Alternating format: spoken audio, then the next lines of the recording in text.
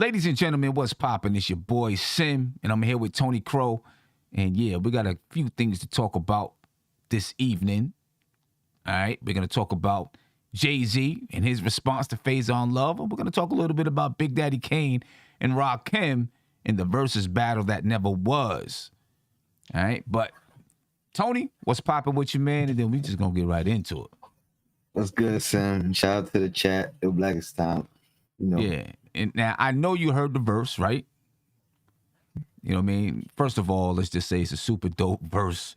You know what I mean? Jay-Z only drops like once in a blue moon now, a verse here, a verse there.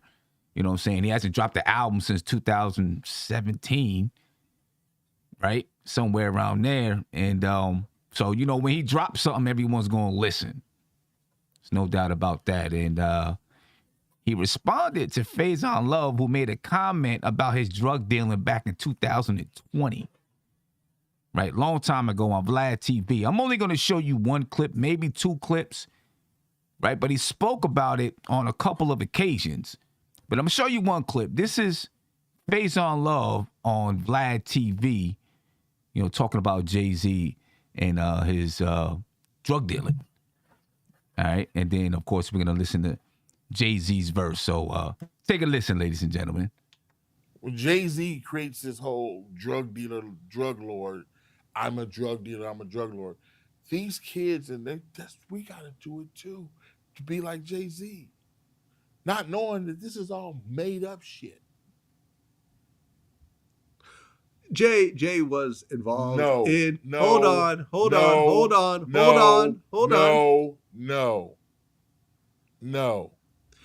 I interviewed D. Haven, who was his drug dealing partner. Right. No, not partner. He was the drug dealer. And Jay was with him. Jay was eating chips. How do you do that? No, D. Haven. D. Haven knows the truth. All right. So that's what Faizon Love said. And we do have something from D. Haven. All right, where D. Haven was explaining Jay-Z's role in their drug dealing days. All right. So, we're going to take a listen to D. Haven really quick, and then we'll talk about it. All right. So, ladies and gentlemen, this is D. Haven, also on Vlad TV. Here we go. So you put him in position, but how much of that work was he actually doing himself? Everybody had a position. It wasn't just Jay. You know what I'm saying? Everybody had a position. But the position he hold, I wouldn't have made it to where I had. So I say he had a lot to say. So he had a 50%. He get out there. So he said, obviously D. Haven was, he was the guy. Jay-Z was his understudy or whatever. You know what I mean? But like D said, Jay-Z had his say. He could get out there, whatever you. You know what I mean? Tony,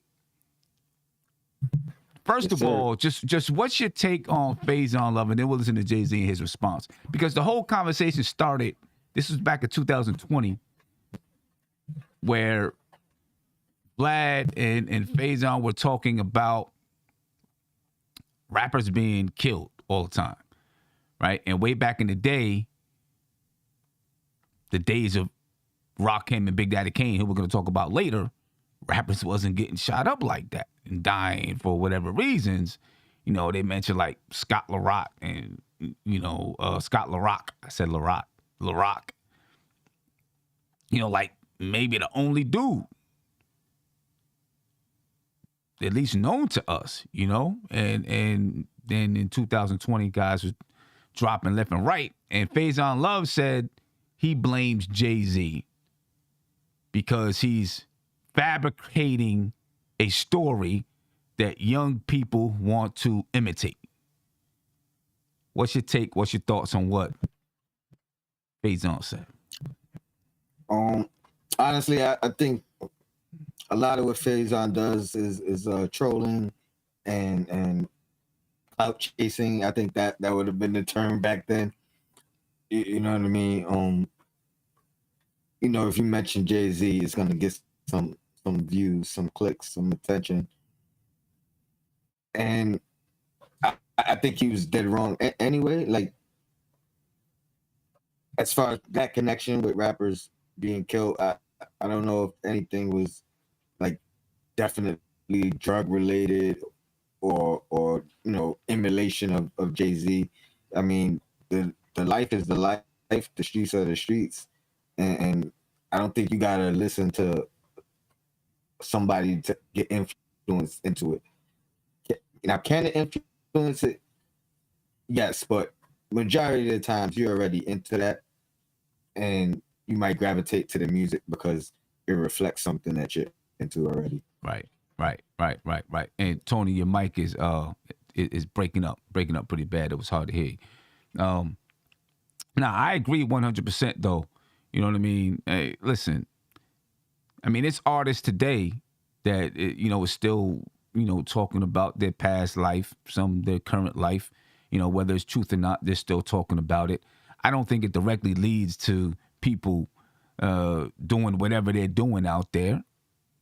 You know what I mean? People are going to make their own decisions. I don't think people are like, I'm going to try to be Jay-Z. People are doing what sometimes what their environment has forced them to do. And sometimes they just, I mean, some people just want to be cool. You know what I'm saying? And try to be cool. Some people got some real reasons as to why they're doing it. Either way, it took 2 years. You know what I'm saying? But Jay-Z finally responded, and he didn't have to respond with an entire song. You know Jay-Z, right? Jay-Z can, he can get you with a line or two. That's Nas. I mean, he can get you with a line or two and get under your skin. That's just what Jay-Z can do. This is Jay-Z's verse. As a matter of fact, he starts off the verse with this.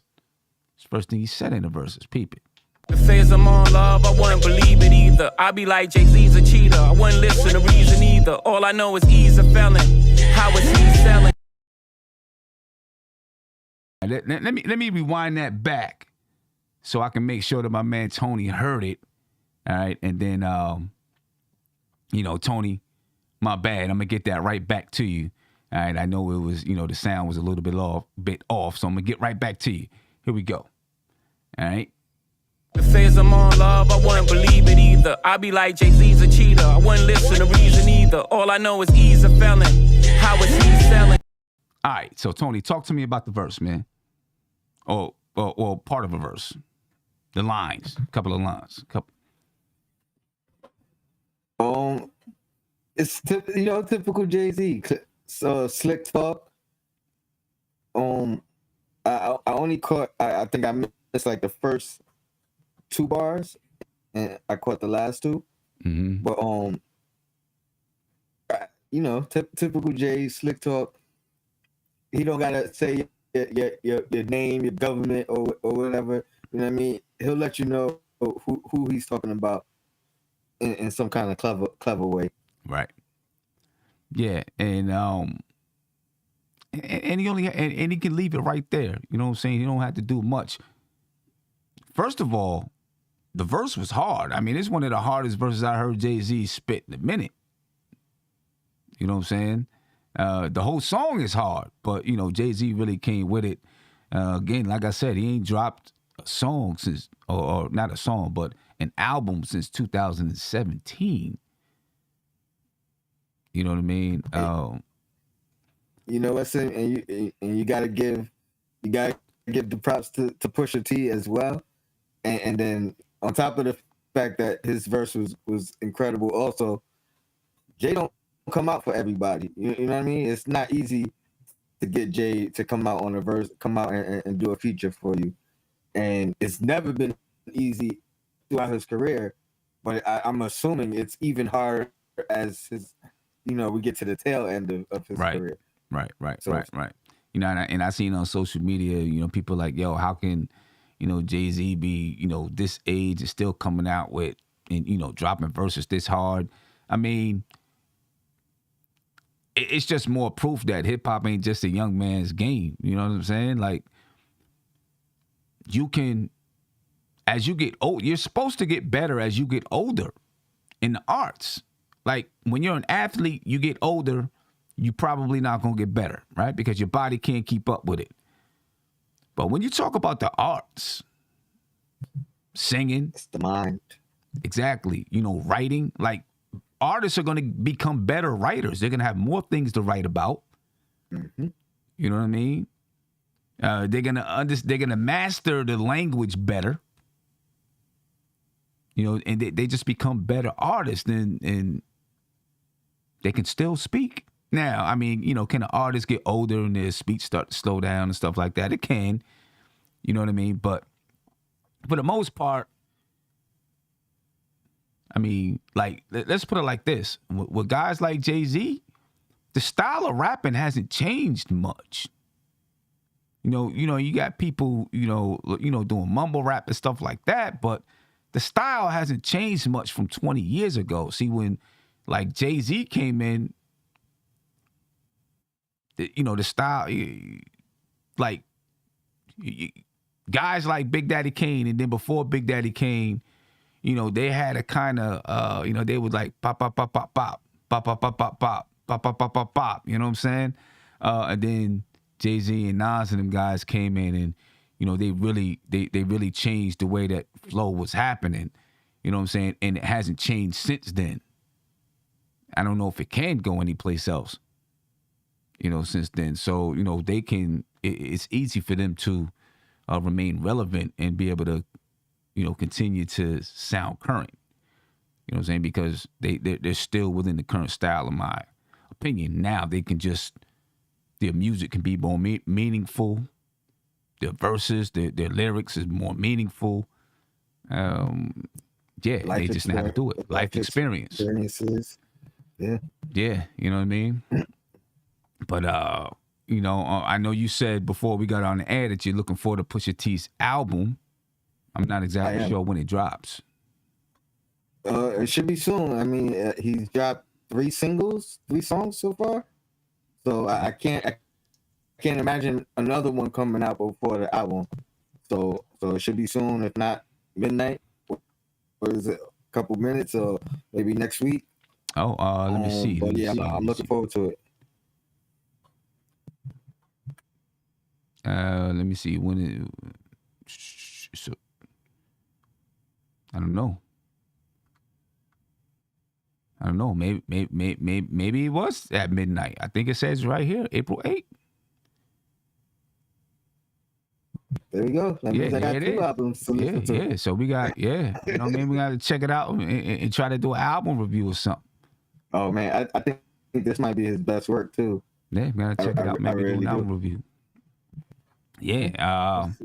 So just look forward to that, ladies and gentlemen. You know what I mean? Look forward to that. I'm going to check it out.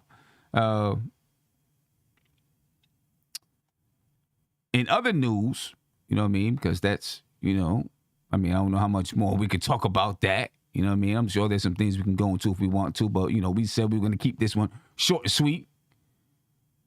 Big Daddy Kane was with Math Hoffa, right? Big Daddy Kane, Omar Epps with a special guest. And they asked Big Daddy Kane about why he did not do a Verzuz battle with Rakim. All right, and this is what Big Daddy Kane had to say. Check it out. In my personal opinion, during the pandemic, had me and Rakim battled in for Verzuz, it would have been dope. Right. Because, he would have been sitting in the comfort of his living room. I'm sitting in the comfort of my living room, and we just going through songs over IG. Right. You know what I'm saying? I understand. And I think that would have worked out a lot better. Right. But me and him standing on a stage together, nah. I think what people got is what they needed. Right. Me and KRS, someone that, has a lot of energy, someone that has, real strong battle skills, that's if you're reading between the lines like I am, he's basically saying Rakim is not the showman. He's not a stage. He don't got the stage show. It would have been a wash for y'all to see that on a huge stage. That's not what I'm If they were saying. just sitting in the living room, it would be cool. Because they both sitting down. But once the man gets up and the feet start moving, it's over. It's over. All right, Tony. Tell me what you think about that. Is it true? Is that what Big Daddy Kane was saying? First of all, I believe so. And I gotta give you your props, because back when we was at the doing the KRS Big Daddy Kane versus, you wanted this versus, but you also said you don't think the performance for Rakim would live up to the performance of a Big Daddy Kane, even though I think we both agree that Rakim is the far superior MC. right? The superior MC, definitely, but when you get into it, we were at the Barclays, right? It's got to be a show. You got 1,000 people in there. It's got to be a show. It can't be. They're both too laid back. Both of them too laid back, right? It's got to be. You got to be able to bring energy. And that show was perfect. I mean, that was, for me, that was one of my top 3 versus battles, KRS-One and Big Daddy Kane. You know what I'm saying? Just obviously, it wasn't all just about them two. They brought out a lot of guests, break dancers, and all that kind of stuff. But, KRS-One got energy, and then Big Daddy Kane is cool. If you got 2 people that's just super laid back, it's going to be boring. I mean, obviously, people are going to like the music and things like that, but you got to have somebody that's bringing energy, right? That's why, like, when, DMX and Snoop work, right? KRS-One and Big Daddy Kane work. If you got 2 people that's just, it's kind of too cool. It's a perfect clash of styles. Yeah. You know what I mean? Like they say in boxing. Yeah, it would be I think, I don't know, it might have been born. Unless because you could tell that the KRS-One and Big Daddy Kane was well rehearsed. You know what I'm saying? Maybe there was a few things that weren't as rehearsed, but it was pretty well rehearsed.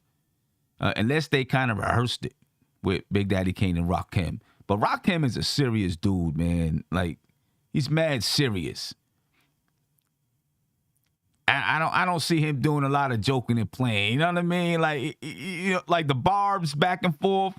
I don't see that happening with Rakim. He ain't about that. He ain't having it. He ain't about that. You know what I'm saying? He ain't about it. So, I don't know. I don't even know who else would go up against Rakim, though. Like who, like we said, you can't have 2 laid back people. So you gotta have a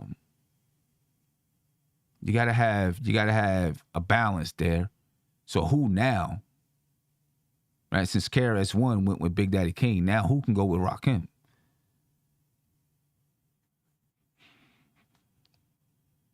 That's a tough one.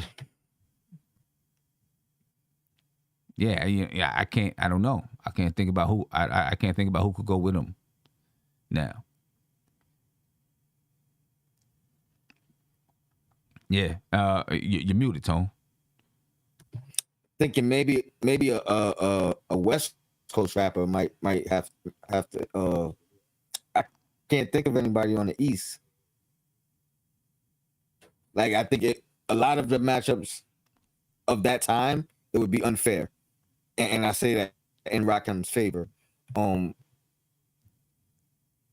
That's tough. I would have liked to see the verses, like Kane said, though, in the comfort of their own homes. Yeah. That could have been something special. Yeah, I think that could have been dope. You know what I mean? If they did a versus, it would have had to have been on IG, the way it started out. When it first began, I think it would have been dope that way. In person, them two, I just don't see the 2 styles matching up that way. Yeah, so I don't know now who can go up against Rakim. Maybe G-Rap. Yeah. Yep. Maybe G-Rap. That might work. Yeah, because he would have had the energy at least to at least clash. And verbally, lyrically, they could go back and they forth. can go back and forth. You know what I'm saying? So yeah, and that could work. That could work. I'm still looking forward to a Busta Rhymes LL Cool J versus. That's what I want to see. Man, have we spoke about that? Yeah, we did have a discussion, I think, about it before, but that's what I want to see. I believe that seems like the only person that might be able to stand next to Busta. Yeah, you know what I mean, like the longevity. Even though his music career kind of stopped a little shorter, with Busta still putting out music, but you're still talking about hits for years and years and years. Right.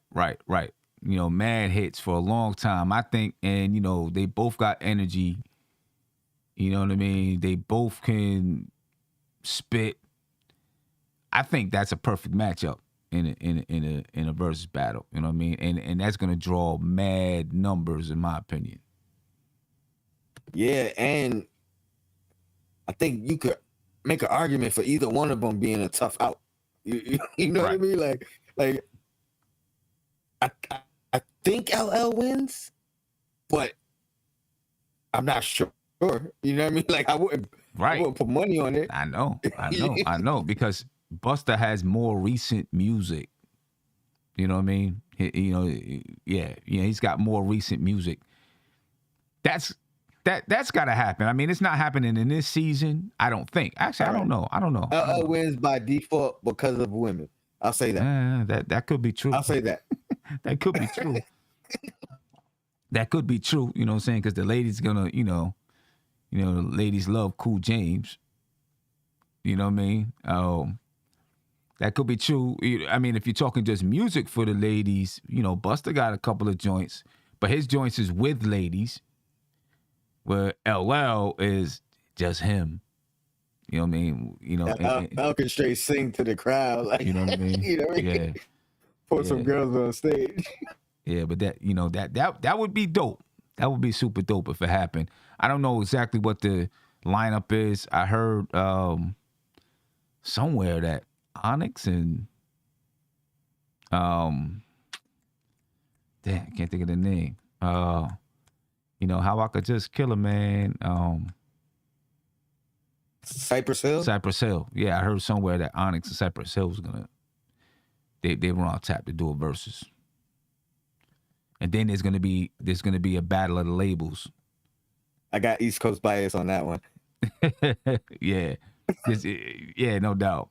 But there's gonna be there's going to be a battle of the labels too. You know what I mean? I don't know that's gonna be dope. I don't know who the first battle is. You know what I mean? Obviously, people are gonna look at Bad Boy and Death Row. Snoop bought Death Row, right? I don't know how much of it he owns.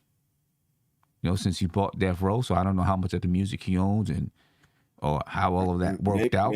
Maybe we get the Bad Boys So Def, since they were already talking about Diddy and Jermaine Dupri anyway, right? And they do it that way. I don't know how much that changes anything. Yeah, I mean, it's a lot of labels that that can face off against each other. And think about it, when you get a label matchup, you're gonna get all the artists that's part of the label. Not all of them, but a lot of them. You know what I mean? Which is, that's gonna be dope. Depending on who's there, that might be a sold out stadium. You know what I mean?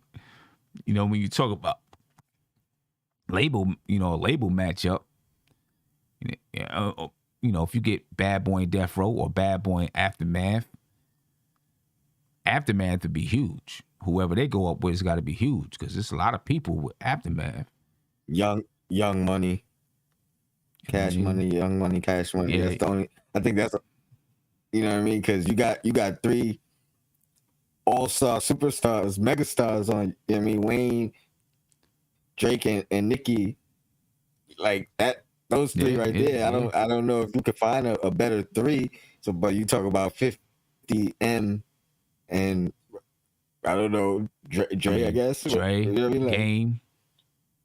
He got some stuff on Aftermath, right? You know, so yeah, you know, the label matchups could be crazy. Especially if all the special guests show up. Could be crazy, you know. But anyway, ladies and gentlemen, we meant for this one to be short and sweet. You know, I want you to pay attention. You seen the song that I dropped earlier today.